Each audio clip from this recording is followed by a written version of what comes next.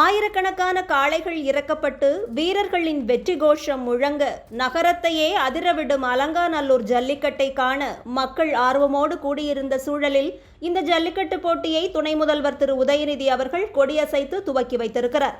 விளையாட்டுத்துறை அமைச்சராக துணை முதல்வராக அவர் ஜல்லிக்கட்டை துவக்கி வைத்தது பொருத்தமானது என்றாலும் அவரது வாரிசு இன்பநிதியும் விழாவில் பங்கு பெற்றது குறிப்பிடத்தக்கது.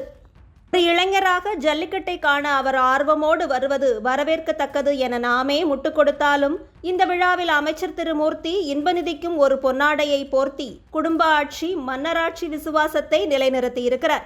வீரர்கள் அதிக காயங்களின்றி காளைகளை அடக்கி ஜல்லிக்கட்டு நன்றாக நடைபெற வேண்டும் என்பது மக்கள் கவனமாக இருக்கும் நேரத்தில் இந்த அரசியல் சித்து விளையாட்டுகளை எல்லாம் மக்கள் கண்டுகொள்ளாவிட்டாலும் இதை சுட்டிக்காட்ட வேண்டியது நமது கடமையாக இருக்கிறது.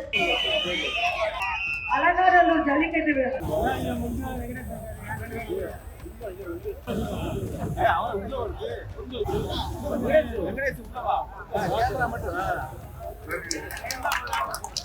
உலக புகழ்பெற்ற அலங்காநல்லூர் ஜல்லிக்கட்டு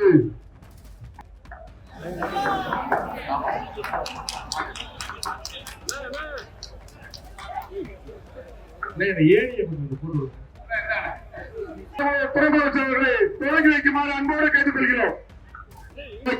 நமது மாண்புமிகு துணை முதலமைச்சர்கள் தற்போது கொடியசைத்து தொடங்கி வைக்கிறார். அலங்காநல்லூர் ஜல்லிக்கட்டு கள வழங்கப்படுவார். மாண்புமிகு துணை முதலமைச்சர்கள் தற்போது துவக்கி வைக்கின்றார். அடுத்ததாக நமது அலங்காநல்லூர் ஜல்லிக்கட்டு காவல்துறை மேல இருக்கிற ஒரு நிமிஷம் இருங்க. வெளியே கொஞ்சம்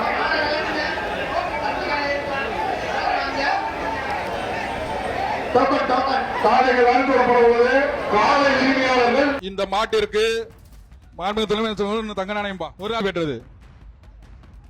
அடுத்தது ஆடிட்டர் நடராஜன் சார்பாக திண்டுக்கல் மாவட்டம் சிறுநாயக்கன்பட்டி பாஸ்கர் மாடு. கொஞ்சம் சாட்டா ஊர் பேரு உரிமையாளர் பேர் மட்டும் எழுதுங்க. நரேக்கன்பட்டி பாஸ்கர் மாடு. பிடி ஒரு ஆள், இந்த மாட்டுக்கு ஒரு ஆள் பிடிப்பா. அழகா பிடிச்சு போயிருக்கலாம்ல. காலை வெற்றி பெற்றது மணிமாறன் மாடு.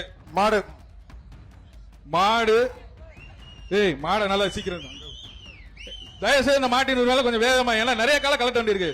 எந்த காலம் நிப்பாட்டாதீங்க தயவுசெய்து. அடுத்த மாடு